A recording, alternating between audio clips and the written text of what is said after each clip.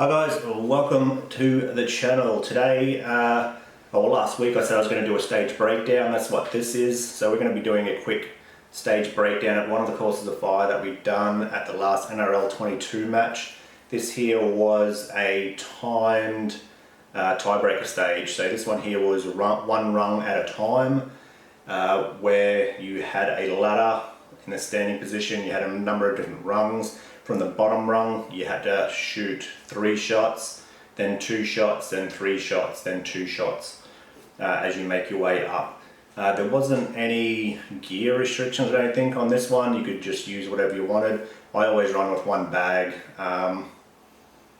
just to cut down time, and I'm still happy with my wobble zone that I get just by using one bag, so I was happy with that. With the newer guys, I noticed a lot of people having issues on that bottom rung. So what I recommend, if you've only got one bag, and when you put it down in the traditional way over the rung like that, if it's too high, try turn it around and utilize the V. If it's still too high, get rid of this, use it as a rear bag, and this is probably the only time I would suggest putting your rifle on a hard surface if you've only got the one bag. If you do have 2 bags, put a bag on the rung and then get something like a puff pillow or something like that at the back and build up that rear position and parallel that rifle off, and you'll eliminate a lot of that wobble. For the second and third rung, you can get away with kneeling, and for the new guys, I would recommend putting, if you're a right-hand shooter, putting your right leg up and trying to engage that right elbow and right knee. Just to take a lot of that wobble out, and if you're left-handed, just vice versa, use your left leg. You can do that for the next 2 rungs. The only major transition you should have in this course of fire is when you transition from kneeling to standing to take the last 2 shots. We'll just roll this. So with me, to cut down on time, I went straight to a kneeling position, and that's where I stayed until I had to go straight to the standing, just to cut down a lot of time, basically. So this was a pretty easy stage. You should be getting 9 or 10 out of this stage. Alright, so straight down into the kneeling. I can stay in that position for the next, set 3, 6, 7, 8 shots.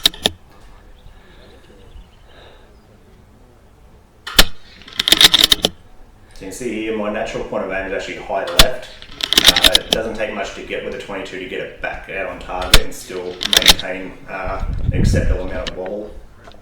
So there's just a really quick transition. I've seen people doing some weird and wacky transitions from there. It just took up so much time. This is the height that I would say new shooters to start utilising your knees and stuff like that. Bring your right knee up, your left knee up, and start using that as another counterbalance and another point of contact.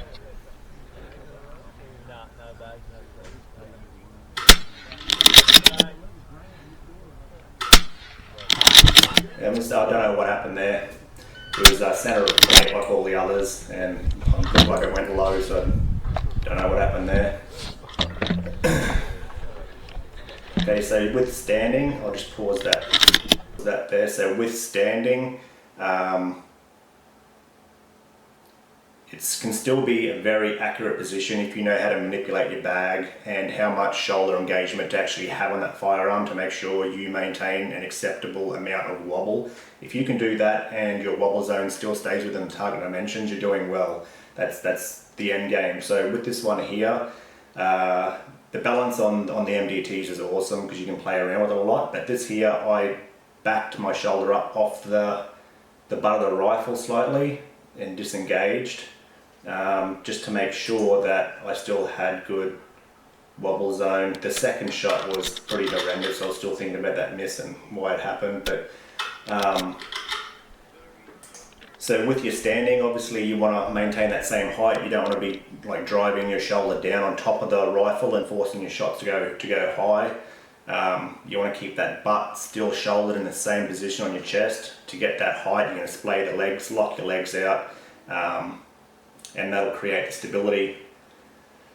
But we've got a match on this weekend, so hopefully this helped you guys out. Key points to remember, the new guys, if forget about the clock, spend your time building a good position and get your impacts. I'd rather see the new guys fire 5 shots and get 4 or 5 hits rather than trying to do what some of the top guys do and finish the stage with 9 or 10 hits. Don't compare yourself to shooters who have been doing it for a long time.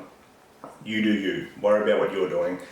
Speed will come. So hopefully that helped. Hopefully I'll see you at the match this weekend. I'll probably do another debrief on this exact same barricade or the tank trap or something like that, just to show you guys what I mean about manipulating your bag to get height or using other bags and stuff like that. So hopefully that helped, and hopefully I'll see you this weekend. Alright guys, catch ya.